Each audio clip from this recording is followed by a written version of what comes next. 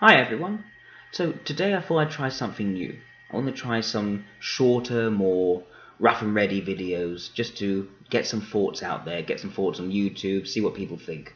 So the first topic I want to talk about is Donald Trump's personality type. Now, when it comes to certain people, their personality is just so obvious that if you can't reach agreement on their personality type, you can't really reach agreement on any personality type. And there's no point forming any sort of benchmark of socionics type and actually getting a sense of what different people's types are and comparing, contrasting to work out what anyone else's personality type is. So to really get progress in socionics, you need to know what Donald Trump's personality type is, and we need to agree on what that is.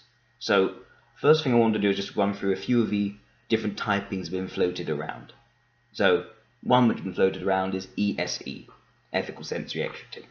Now, the difficulty with that one is, well, it seems quite clear to me that to be an ESE, you need to value introverted sensation and not extroverted sensation. Now, for someone like Donald Trump, someone who is almost entirely characterized by his pursuit of what he wants, getting what he wants, being tough, pushing other people out of the way to get what he wants, being more power accumulating, it makes very little sense to suggest he be an ESE, a type which is primarily focused on the moods and emotions of people around him, but specifically tying that sense of mood to introverted sensation, so creating positive, friendly moods, everyone in a positive mood, everyone feeling happy around them. Donald Trump doesn't do that. When he does create moods, often they are quite strong and intense and often quite angry moods. He can rile up a crowd. He doesn't just deal in the happy, positive emotions, he deals with all sorts of darker emotions as well. And that's even then, it's completely overlooking the fact that at the end of the day, he is someone who sees himself as being a warrior, a fighter, someone who can be predatorial, someone who can take advantage of a situation to maximize in his own gains. This is far more extroverted sensation oriented, and he values that sort of cut and thrust and opposition. He likes getting into a fight. And ESC doesn't like getting into a fight. They may have that overpowering energy and a tendency almost to smother other people with their care and love and attention, but it doesn't mean they actually enjoy getting into these fighting scenarios. So to me, ESC doesn't make much sense at all. Now, I've seen someone say, okay, yes, he doesn't look like a regular ESC because he's created this tough guy image. Well, that seems very hard to believe. I mean, we could use an actual example of someone who I think is likely in the ESC has created this tough guy image. That would be The Rock, Dwayne Johnson. Now, there are clear limitations towards that image. Yes, in pro wrestling, he is clearly a guy who generates this sort of bad boy, tough guy image. He looks like an SLE when he's on in the ring. He's created that persona. But the point is, a persona fades away once you're out of a ring, once you're away from the cameras. And there's no sign that Donald Trump has any fading away of this tough guy persona. He seems to keep it on day in, day out, throughout the entire course of his career. From business, from school to business to politics, he's been this sort of tough guy character. So it's very hard to believe he's just putting on a persona of being tough. For the Dwayne Johnson, it works, because as soon as you see him outside, see him going into, well, acting, he likes comedy films, Family Guy films he's doing now. At the same time, you see interviews of him with his family, he's clearly a family man. And he's got that sort of homely, homespun, very sort of friendly and gregarious nature, which you'd expect more from an ESC character. Very much at odds with The Rock. You don't see that with Trump. He's consistently who he is. So ESC to me makes no sense. Another option people have floated is LIE, logical, intuitive, extrative. Now, the thing that's obvious to me there is that to be an LIE, you need to have some strength in introverted intuition. In other words, the ability to detach from the here and now and think about how things are going to develop in the long run. What is going to be inevitably happening? Where are things going? Well, what's the strategy? With Trump, there's no strategy. He's a pure tactician. When he goes into an environment, he makes it work on the spot, and he takes advantage of that immediate situation. He dominates the present. He does it brilliantly. If you saw him in the Republican primaries, he was able to completely dominate the conversation and dominate camera attention. He was very good at that. What he didn't do was plan things out. He was an improviser. It worked very well for him. Now, let's take an actual LIE, let's say Jeb Bush. Not exactly the most tough of LIEs. He's probably one of the less tough examples of an LIE. But nonetheless, this is someone who had some sort of strategy, but wasn't very good at actually managing the tactics in the here and now, and he let Donald Trump run all over him. So no, LIE makes no sense. You need introverted intuition, and you need a little bit less extroverted sensation. For Trump, it's very clear the focus almost entirely on extroverted sensation with hardly any introverted intuition. That's a leading function, extroverted sensation, a suggestive function, introverted intuition. Not the more careful balancing between the two you find with an LIE or with, say, an LSI. Now, another example, or another alternative people are given, is the SEE, sensory ethical extrative. Now, yes, at least there they can agree that there's extroverted sensation as the prime drive of Donald Trump. Makes sense to me. But there are still difficulties. Now, one difficulty is that when you're looking at the demonstrator function, right, the SEE has extroverted ethics as its demonstrating function. And it has, as a mobilizing function, extroverted logic. Now, what do these functions mean? Okay, the demonstrator function is something which you take for granted. You do it very well normally, you're very confident in your ability to do it well, but you don't value it. You don't actually see it as something worth working on and improving. You completely take it for granted. You fall back on it when other things fail, because it will always be able to help you out. But you don't actually give it any sort of due attention and importance. Whereas the mobilizing function is the opposite. This is the function where you're not so good at it, but you really care about it, and you want to show other people that you are good at it. You want to make a concerted effort to improve in this area, right? So when it comes to an SEE, what do we see? We see a sort of personality that can take charisma, can take appealing to others, being likable to others, completely for granted. They're very confident they can make anyone like them. Does that sound like Donald Trump? Does it sound like someone who, you know, has concerted his energy so much into creating this rather garish brand? Does it make sense for someone who can be quite sensitive to criticism in the public sphere and try to over-try in trying to correct his reputation, as it were, often in a very litigious manner? Doesn't make sense for an SEE. Now, yeah, at the same time, SEEs with their mobilizing function is extroverted logic. They try very hard to be competent, to work hard at doing something, to learn and improve and adapt and get better. For Trump, we don't see much of this. Even looking at the first debate during the election, he didn't bother to actually prepare for that debate. He just went in and improvised. Now an SE would at least try and do as good a job as they could, or at least trying to sit down and go through the facts, because they know they're not so good with the facts. They know this is something they need to work on and improve. Whereas an SLE, what do they do? Oh, I already have all the information I need. I don't need to try so hard. I can take it for granted. So Donald Trump's behavior here again matched the SLE, not the SEE. Look at Mark Cuban, who was very critical of Donald Trump for his unwillingness to actually concert himself in the field of extroverted logic. It makes sense for Mark Cuban. Mark Cuban is an SEE. Donald Trump isn't. Other examples, other reasons why this doesn't work. So, one, Donald Trump does have introverted logic. People say he doesn't. They say he's inconsistent. They say he changes his mind on things. Sure, he changes his mind on things. It doesn't mean he doesn't have introverted logic. You have to consider what the creative function means. The creative function is flexible. It changes and adapts according to what the leading function wants. Now, for Donald Trump, extroverted sensation, leading function is basically winning, getting ahead, making it go to your advantage. So, what is introverted logic going to do? It will adapt and flex in order to help Donald Trump win. He's not going to stick to some set of rules and principles, even when it's not going to help him win. That's not how it works for an SLE. It may work for an LSI, won't work for an SLE. It's in the different positions, in the flexible, helping, supporting position. So keep that in mind. Now, at the same time, what is very clear is that Donald Trump does not have any introverted ethics.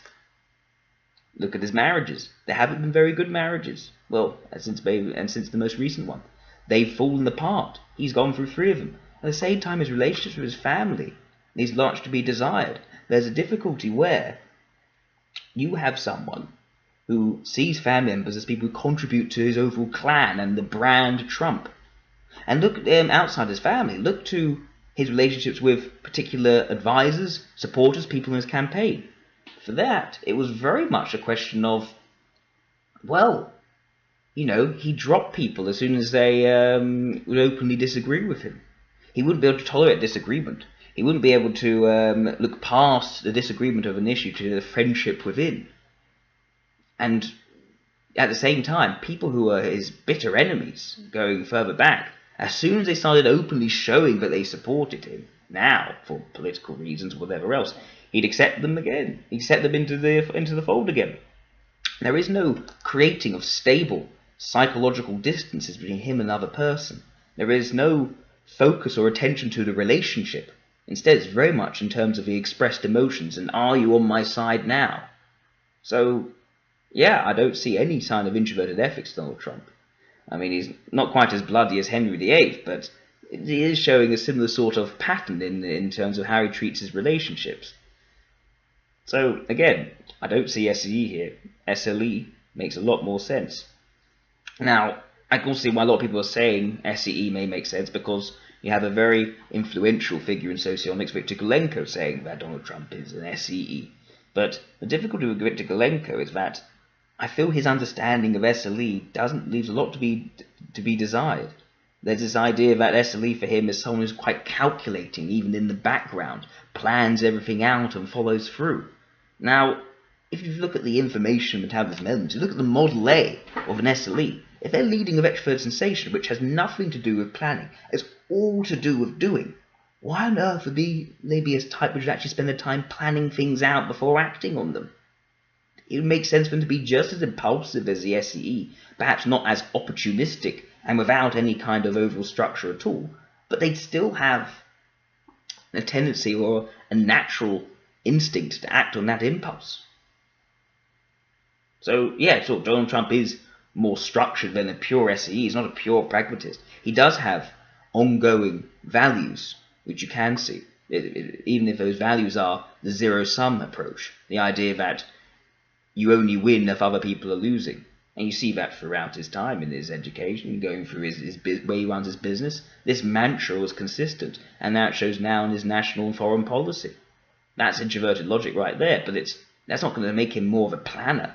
It's not going to provide what I would say is introverted intuition, which is the thinking ahead, looking at where things are going, so you make a plan which actually can work along to that plan, to that strategy.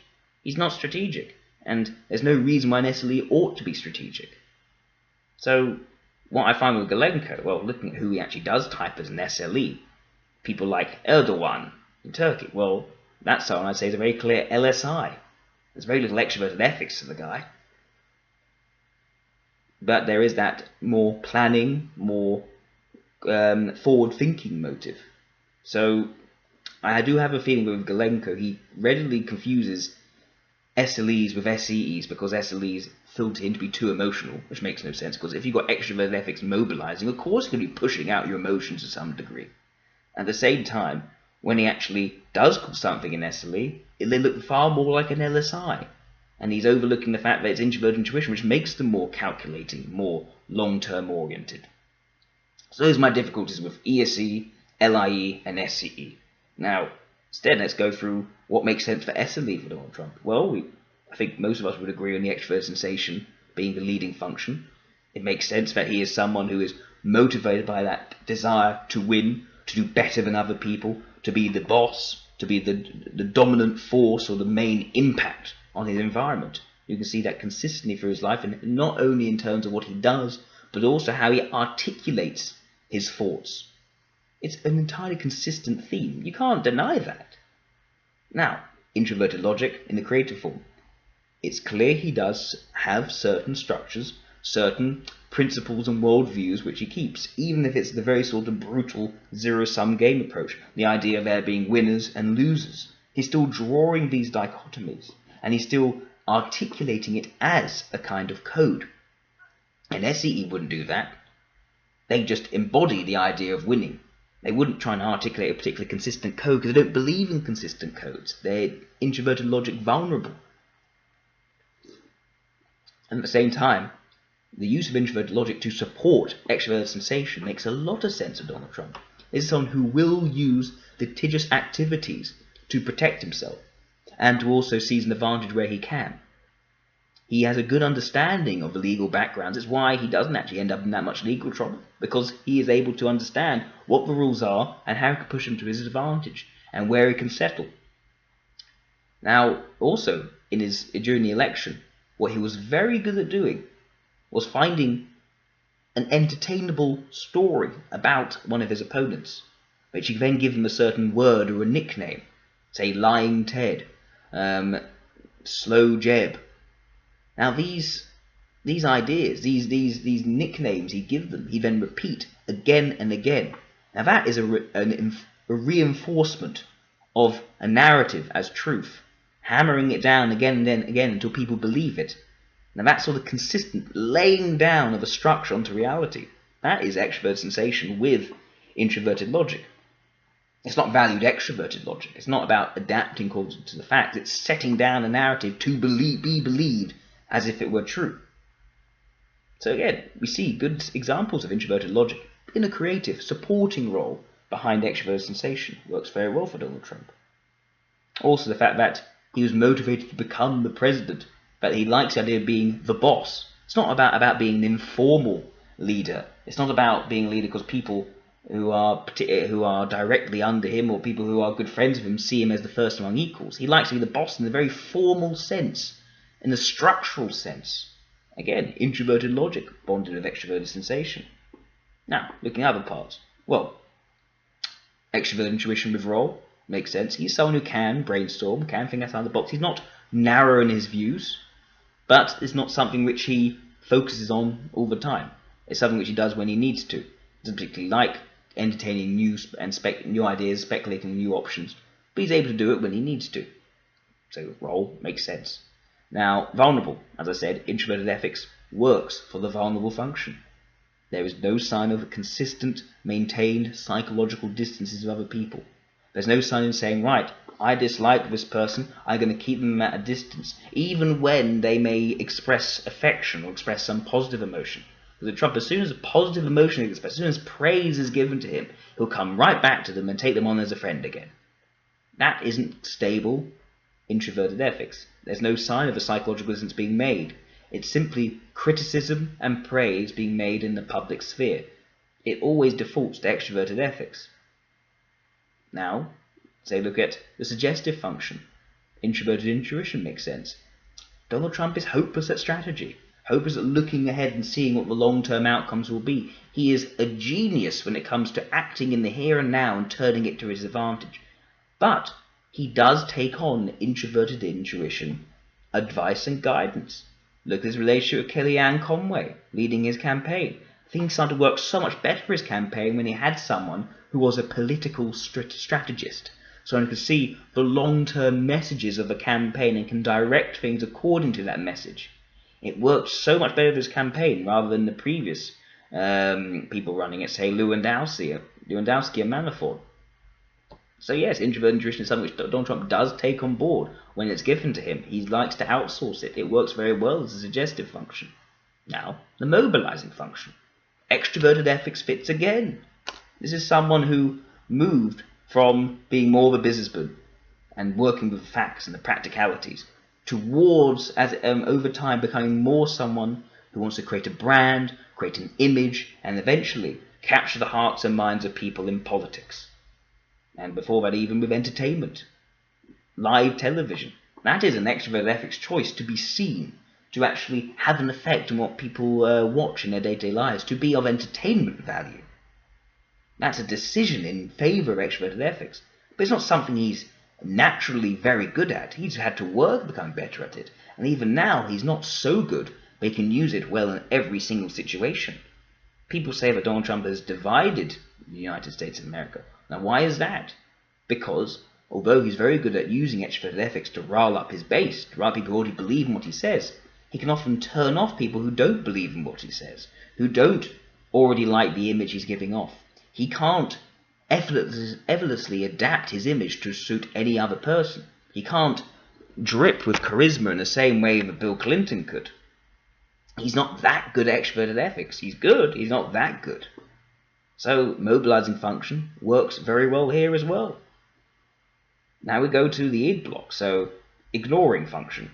Introverted sensation probably works here. This is a guy who's restless. This is a guy who has a great deal of aggression. It's not a guy who is prone to relaxation. When he does relax, likes to do sports like golf, fair enough. And there's a sign that he can do some relaxation, but he's not inclined towards it. He's inclined towards aggression and inclined towards fighting. Inclined towards the idea that he needs to win. He's not going to simply rest back on his laurels if there's something left to win, something left to become more dominant in.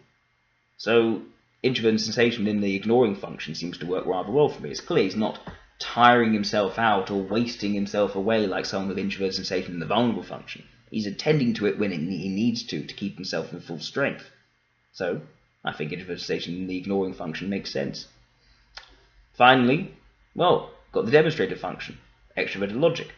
It's clear that Donald Trump, looking at earlier interviews, this is the thing, his interviews now, he's an old man, he's in his 70s, his brain is not as fast as it was, and you can see that looking back at interviews in the 80s, he was very sharp, he was fast, he knew the data, he knew the facts, he was able to understand the ins and outs of construction, which is what he was working in.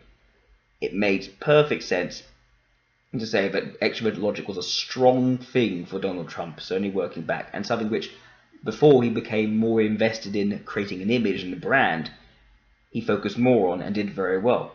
It's a natural development cycle. Donald Trump actually developed from extroverted logic towards extroverted ethics in a clear direction you'd expect of someone with demonstrative extroverted logic and mobilizing extroverted ethics. So, let's run through the entire Model A of Donald Trump. Sensory logical extrovertism works. And yeah, I have nothing really more to say on the matter. I think it's a very hard to refute argument. Hard to refute than many other types, many other examples of people. So yeah, that's what I think. Anyway, have a nice evening everyone. Bye bye.